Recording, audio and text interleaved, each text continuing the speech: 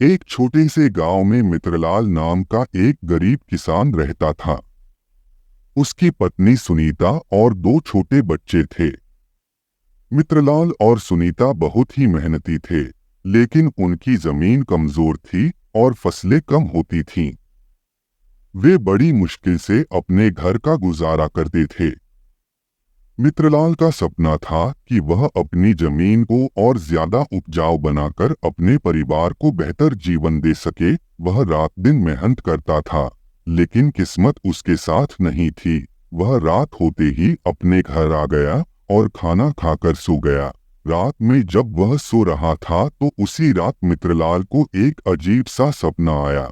उसने सपने में देखा कि गांव के बाहर एक पुराने पेड़ के नीचे एक कीमती खजाना छिपा हुआ है।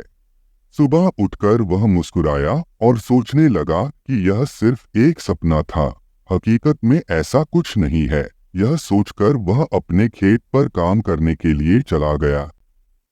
दिनों बाद मित्रलाल खेत में काम कर रहा था।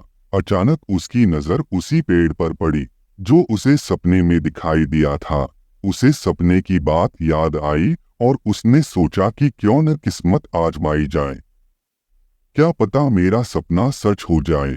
उसने कुदाल उठाई और पेड़ के नीचे खुदाई शुरू कर दी। थोड़ी देर बाद ही उसकी कुदाल किसी सख्त चीज से टकराई। उसने धीरे धीरे मिट्टी हटाई और देखा कि वहां एक लोहे का बक्सा दबा हुआ है। उसने बक्सा खोला और उसे अपनी आंखों पर विश्वास नहीं हुआ। बर्तन सोने के सिक्कों से भरा हुआ था। मित्रलाल खुशी से झूम उठा। उसने सपने में जो देखा था वह सच हो गया था। उसने सोचा अगर वह इस खजाने को दिन में घर लेकर जाएगा तो सब लोग देखेंगे, इसलिए उसने सोचा कि वह इसको रात में लेकर जाएगा। रात हो गई और वह खजाने को अपने घर ले आया। सब लोग खजाने के चारों ओर बैठकर खुशी से उसकी तरफ देखने लगे। खजाने से मित्रलाल और उसके परिवार की जिंदगी बदल गई। उन्होंने एक बड़ा सा घर बनवाया, बच्चों को अच्छी शिक्षा दी और अपनी जमीन को उपजाऊ बनाया। गांव के लोग भी मित्रलाल की मदद से खुशहाल होने लगे। उसने स्कूल, अस्पताल और सड़कों के निर्माण में पैसा लगाया। मित्रलाल अब गांव का मुखिया बन गया था और सभी उसकी इज्जत करते थे। लेकिन खजाने के साथ कुछ अजीब घटनाएं भी होने लगी। रात को मित्रलाल और सुनीता को अजीबोगरीब आवाजें सुनाई देती थीं, जैसे कोई उनके घर के आसपास घूम रहा हो। उन्हें डर लगने लगा था। एक दिन मित्रलाल ने एक बूढ़े आदमी को देखा जो उसके घर के बाहर खड़ा था।